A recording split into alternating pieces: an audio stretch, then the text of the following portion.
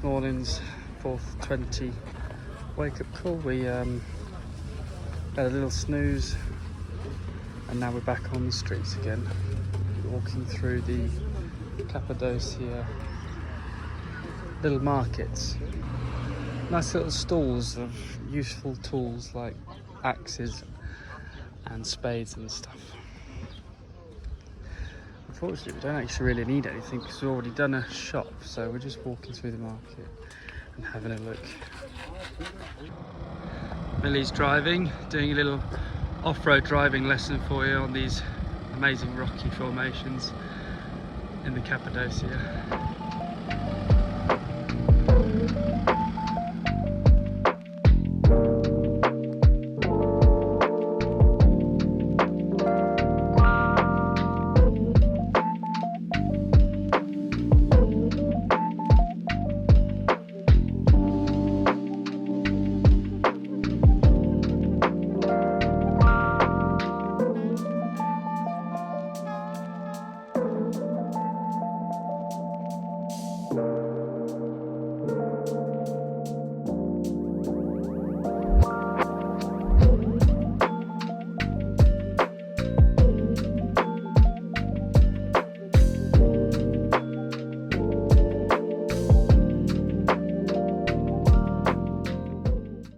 We are in Zelvex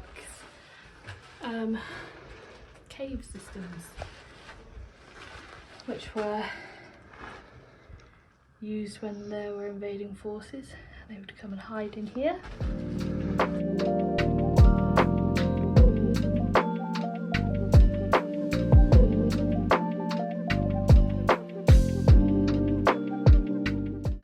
So this is the winery, where upstairs, what you can see there, they used to stamp and crush the grapes, and they would flow through a hole,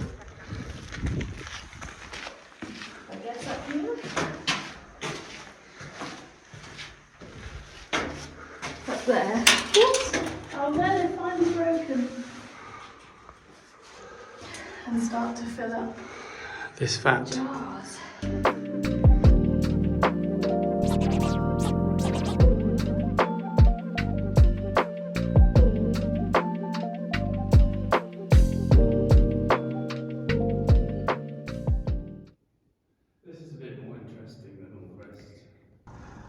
Today we are travelling to the Stone Road, which is a pass in the Kumu Mountains in eastern Turkey. We had a fantastic day yesterday watching the hot air balloons at the Cappadocia, and now we are starting to head east. We camped over there in the little meadow.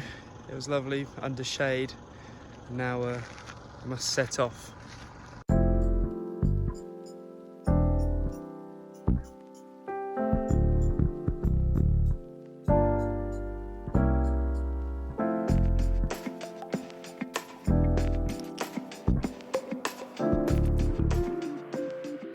So this looks like to be our camp spot for tonight. As you can see, our Susie's over there, and I think we might have a friend, a German defender. So we're walking down to the river now.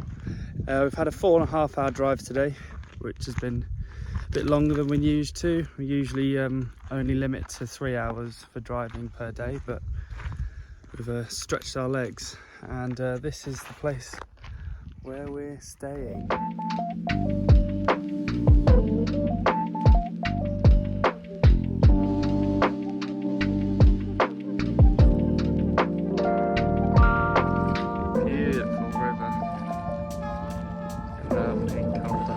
Day's driving.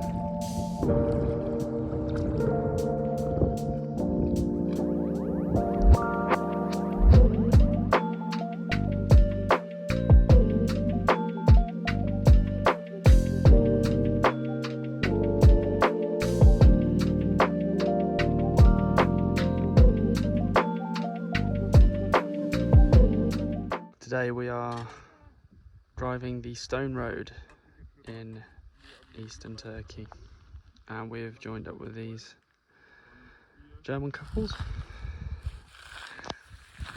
So we're going to drive the Stone Road together.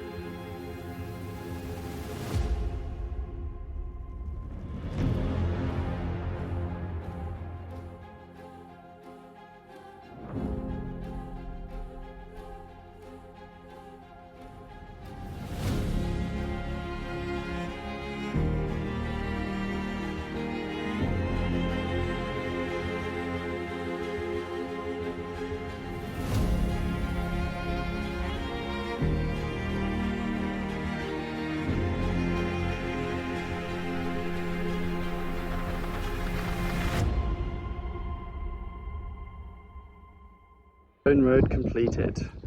Now we're going to go and see this cafe and have a boat ride over there.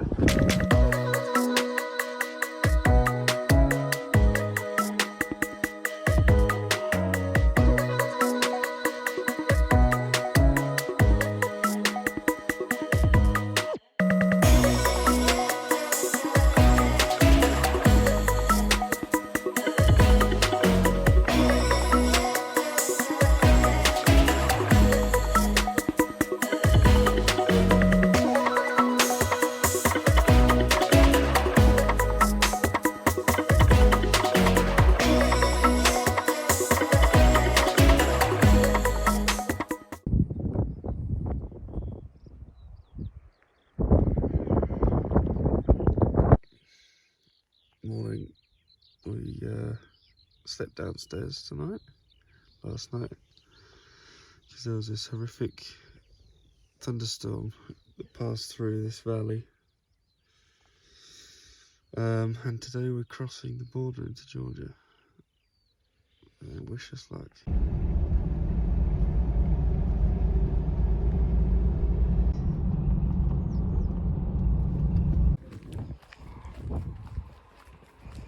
The border crossing lady put our sticker on for the 14th country. We're in Georgia, baby. An hour and 15 at the border. We had to open up the car, check passports, of course, and pay at Millie's speeding ticket. But now we're in Georgia. Oh, nice garage. That was a cool garage.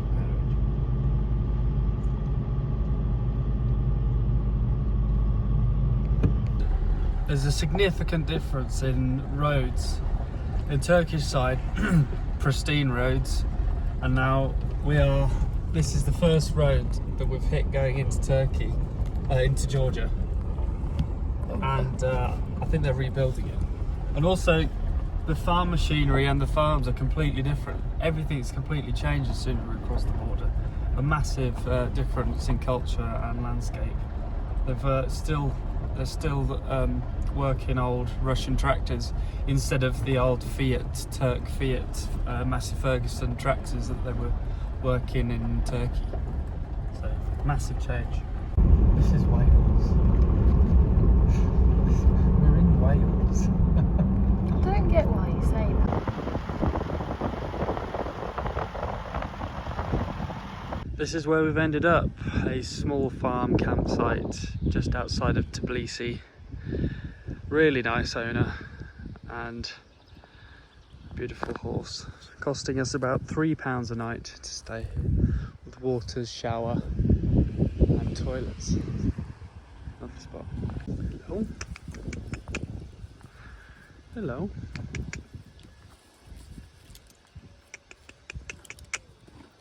Hello. Here we are, his babe and his twin brother. Look at these beauties. So this is just outside the campsite that we're at. Very rural setting. It's brilliant. And this is the door. And there she is. Max. Given some Georgian wine, so we're going to taste it from the lady who runs the campsite, makes it herself. Smells nice. Red.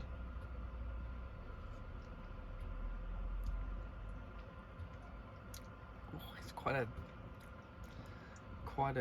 quench. What do you mean quench? Oh, you try some. Wow, okay. You just didn't even sip it. Just necked it down. It's nice. Yeah. So we're in Tbilisi now. We camped up at a bit of an overlanders campsite, which was really helpful because we met some other people who have just started their Russian visa process. And they've given us lots of tips and tricks. We're off to the translation office this morning to get all our documents translated into Russian. And Dan's exploring a Georgian truck.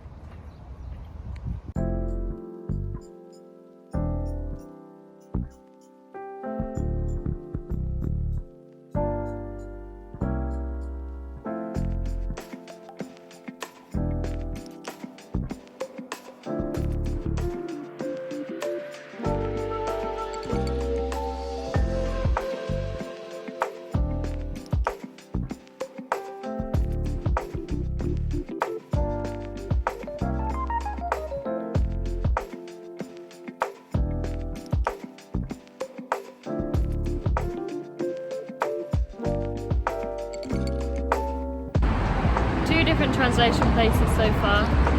They can't do it, so we've gone to another one that opens in 4 minutes, so we're sat waiting. All fun and games.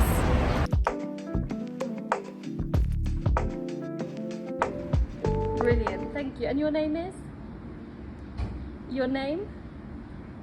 April, thank you. Mine's Millie, thank you. We'll see you later. Madluba. So 1 o'clock appointment at this place for... Translator is late today. Okay, from English into Russian. Perfect, so we just need to wait until 1 o'clock. Documents translated. We pay 155 lari, and now we've got to wait until Thursday evening for them to be translated. Now we'll go off to an Airbnb. See you there.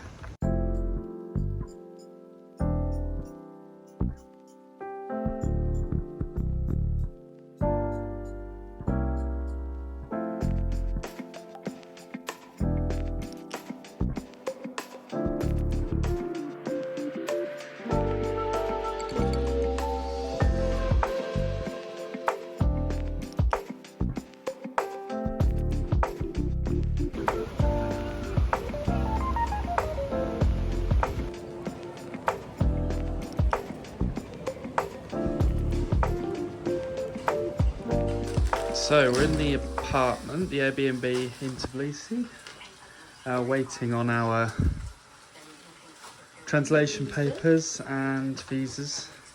And Millie is making Smash tacos or something over there. mincemeat, and lovely lettuce and tomato. We should get the Jordan wine and everything. And the Jordan wine. This is the apartment. It's just a small place, little kitchen, bed, bathroom, and then a balcony. And trucks just out there, parked safely. It's quite a good place, good spot to stay, because it's only a 5-minute walk from the translation centre and the Russian visa centre. Success! We have translated documents, and now we're off to take some money out so we can pay for the Russian visa and carry on our journey. Just left the apartment, and now we're making our way to the Russian visa centre to make our application. Visa application complete. Very easy process. We only waited about an hour and a half to 2 hours really, and got the application process done within those 2 hours. Cost us 1,335 lari. Really good process. Really nice, clean sitting area. Really nice people to speak to. No problems at all. Bought the insurance, health insurance as well. No problem. So we have thought that we would pass on the advice that we've been given by various other blogs, Caravanistan and other Instagram people who have previously done the Russian transit and the whole visa process. So we thought we'd just give you any information that we've learned, what we've done, if it can help anybody who's thinking of transiting Russia in the future. This is our guide to get and obtain a Russian transit visa from Georgia to Kazakhstan. The first thing you need to go to Tbilisi and translate your car ownership documents and your driving license. You can do this at various offices in Shorter Rustaveli Avenue, which is the main road that the main street that runs through Tbilisi. Just be prepared to have to find one. Sometimes they're closed. They don't tend to open until about 10, 11. There's loads and loads of options. We did have to trawl around until we found one. We did find this one, which was really, really good. They did English and French. Yeah. So they were a possibility. It took 3 days to get our translation papers. The next thing that we did after getting our documents translated was we filled out the online application form, which took us about 15 minutes each. Make sure you save your application ID and your password. They are key. You need them for your appointment or when you're getting your visa at the visa centre. Now the third thing is, or the second, is it the second? Third. The third thing is to try and book an appointment with the Russian visa centre. However, we did not do this. We did the premium lounge. Yeah. Which is no different. Same sofa, same Which room. is, you can, if they're not busy, you can just walk in and pay for a thing called a premium, VIP premium lounge. This basically means that you'll get your appointment on the same day. Luckily, there was only 3 travellers in front of us, so we only waited a maximum of an hour. However, it does cost, this premium lounge, it costs about 350 gel, whereas if you were to go in, book an appointment, which can be anywhere up to like 8 days in the future, that is only 140 gel for the appointment. So the lounge is about 200 gel or Lowry more than having an appointment booked in the future, but it does mean that you can get everything done and dusted on that day, which we would recommend just paying for the VIP lounge and a walk-in. Make sure that you got your translation papers to hand, you have your passport and your original translation papers. So we arrived at the Russian visa centre about 9:30 in the morning. It opens at 10 o'clock till 2 o'clock Monday to Friday, and it's closed at the weekends. In true British fashion, we were there early queuing. There was a few other travellers that arrived a bit later. It doesn't particularly matter, really. We've heard from other people that they can get in there and then somebody else that comes in after them can be brought forward first. Just one of those things you have to get on with, but we did find going early really helped. We were done and dusted and out of the visa centre by midday.